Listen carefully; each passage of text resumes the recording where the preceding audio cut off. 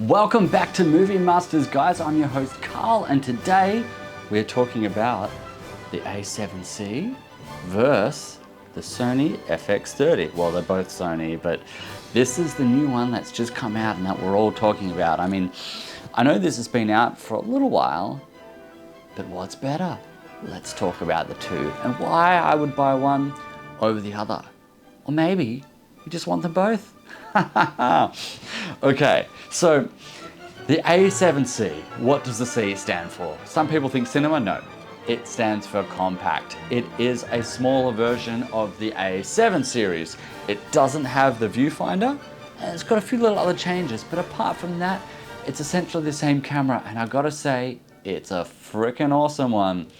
The low light capabilities on this are insane. And I've got to say, they are actually better than the FX30.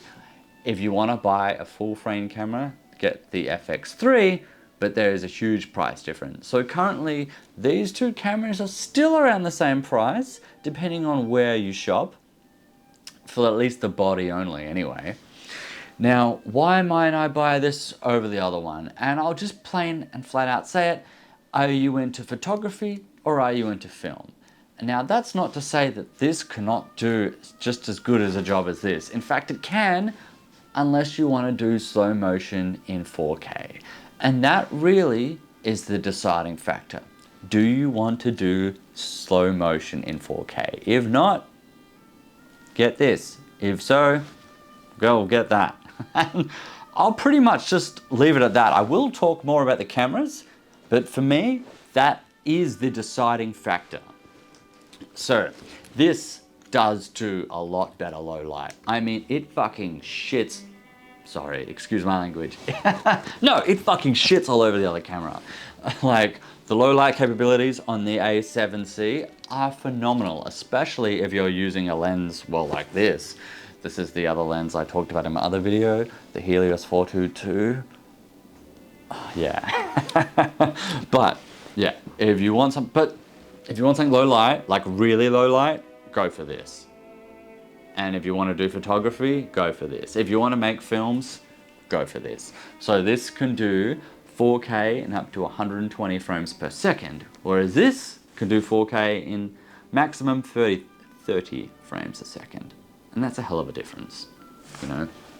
It can do 1080 in 120 frames, but look, let's face it, 1080 is great and you still can get some good quality, but what if you want to, well, zoom in? And that's why I'm all about the 4K these days, because maybe you know, when you frame something better and you want to be able to zoom in and not lose that quality, that's why I'm still filming in 4K. Although I got to say, everything I put out now, I put out in 4K. For a while, I was like, yeah, HD is fine. But when you go from, 4K back to HD, you're like, oh, no, okay, the 4K. Let's talk about some other features that make it different. Both can do unlimited recording time, which is great. The FX30 does have a built-in fan on the side.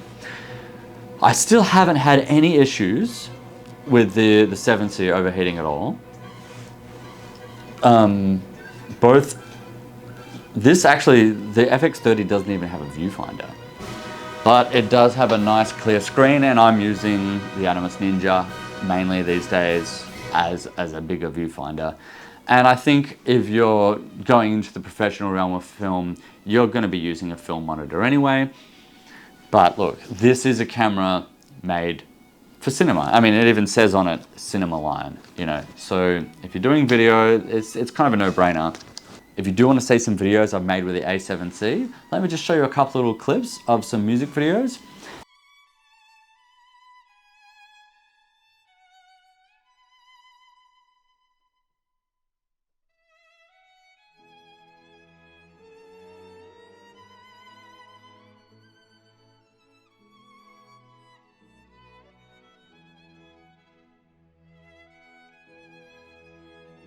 Look, I still think this produces phenomenal quality, but Another thing to mention is this still only does 8-bit and this does 10-bit internal.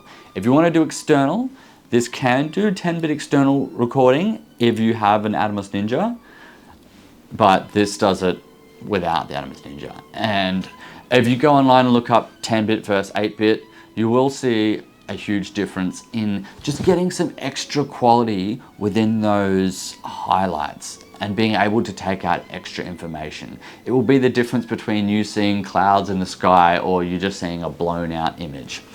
Also to mention, both cameras do have the gyroscopic data stabilization. If you don't know what that is, I'll tell you a little bit more about that. So with the new Sony line of cameras, all the ones that are coming out have gyroscopic data stabilization.